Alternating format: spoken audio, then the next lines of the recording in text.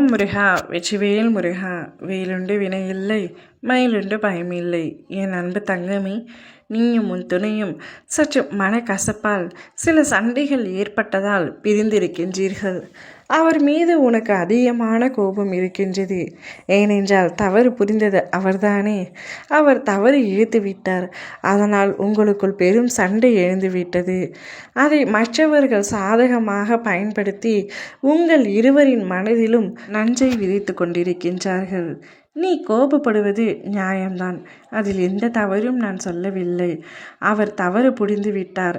அவர் இப்படிப்பட்ட தவறை புரிந்திருக்க கூடாது என்பது எனக்கும் புரிகின்றது. ஆனால் தவறு நடந்துவிட்டது. அதனால் உன்னிடம் பேசாமல் இருக்கின்றார். உன்னிடம் பேசாமல் இருப்பது இன்னும் உனக்கு அதிக அளவிற்கு கோபத்தை உண்டாக்கிறது என்பதும் எனக்கு தெரிகின்றது. தவறு புரிந்தது அவர்தானே.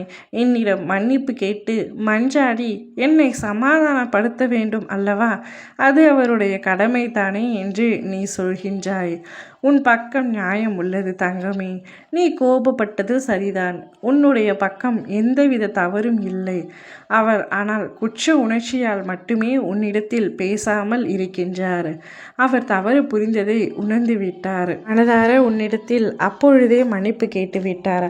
ஆனால் அந்த கோபத்தில் நீ அவருடைய மன்னிப்பை ஏற்கும் பக்குவத்தில் இல்லை. இப்பொழுது சில தினங்களுக்குள் உனக்கு சற்று கோபம் குறைந்துள்ளது. ஆனால் அவர் இன்னும் பயந்து கொண்டு தான் இருக்கின்றார். உன்னிடத்தில் பேசாமல் இருக்க அவராலும் முடியவில்லைதான்.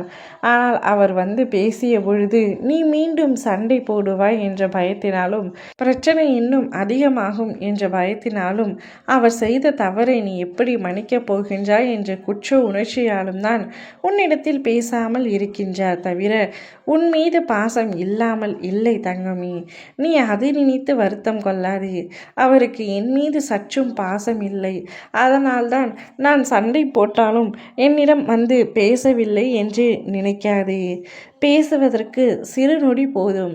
ஆனால் அந்த பேச்சை நீ கேட்கும் மனநிலையில் இல்லை என்று தான் அவர் நினைக்கின்றார். அதனால்தான் உன் அருகில் அவர் வராமல் சற்று தள்ளியே இருக்கின்றார். ஆனால் இந்த நிலைமை கூடிய விரைவில் மாறும் தங்கமே. அவர் மீண்டும் உன்னிடமே வந்து சேருவார்.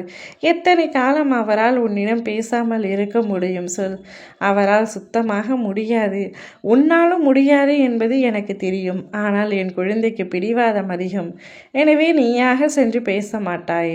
நிச்சயமாக அவராகவே உன்னை தேடி வந்து உன்னிடம் மன்னிப்பு கேட்பார். கவலை கொள்ளாதே. அவருடைய அன்பை நிச்சயமாக உன்னிடம் பகிர்ந்து கொள்வார்.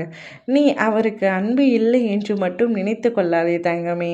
அதனால் நீயாகவே வருத்தப்படாதே. அனைத்தும் சரியாகிவிடும்.